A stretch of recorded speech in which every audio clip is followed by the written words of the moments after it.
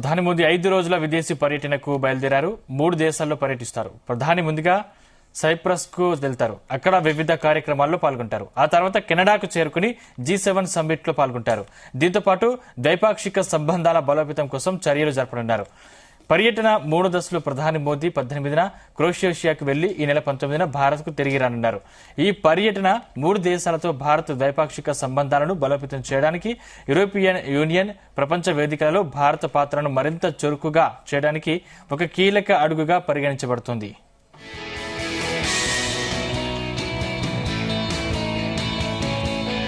Republic of cypress అధ్యక్షుడు Nikos క్రిస్టోడౌలైడ్స్ ఆహ్వానం మేరకు ప్రధానమంత్రి మోదీ ఇవాళ రేపు సైప్రస్ లో అధికారికంగా పర్యటిస్తారు. గత 2 దశాబ్దాలలో భారత ప్రధానమంత్రి సైప్రస్ కు వెళ్లడం ఇదే మొదటిసారి. నికోసియాలో ప్రధానమంత్రి మోడీ అధ్యక్షుడు క్రిస్టోడౌలైడ్స్ లో ద్వైపాక్షిక చర్చలు జరుపుతారు.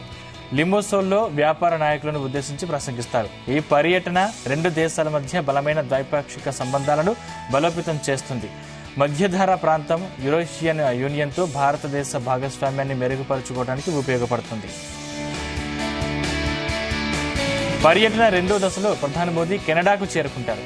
కెనడా ప్రధాని మార్క్ కార్నీ ఆహ్వానం మేరకు ప్రధాని మోదీ 16, 17 తేదీల్లో కననాస్కిస్ లో జరగనున్న G7 శిఖరాగ్ర సమావేశంలో పాల్గొంటారు. ప్రధానమంత్రి మోదీ వరుసగా 6వసారి G7 శిఖరాగ్ర సమావేశంలో పాల్గొంటున్నారు. ఈ సదస్సులో ప్రధాని మోదీ G7 దేశాలు, ఆహ్వానించబడిన అవుట్రీచ్ దేశాలు, అంతర్జాతీయ సంస్థల అధిపతులతో శక్తి భద్రత, సాంకేతికత, ఆవిష్కరణ, ముఖ్యంగా కృత్రిమ మేధస్సు, క్వాంటం టెక్నాలజీకి సంబంధించిన సమస్యలపై చర్చలు జరుపుతారు.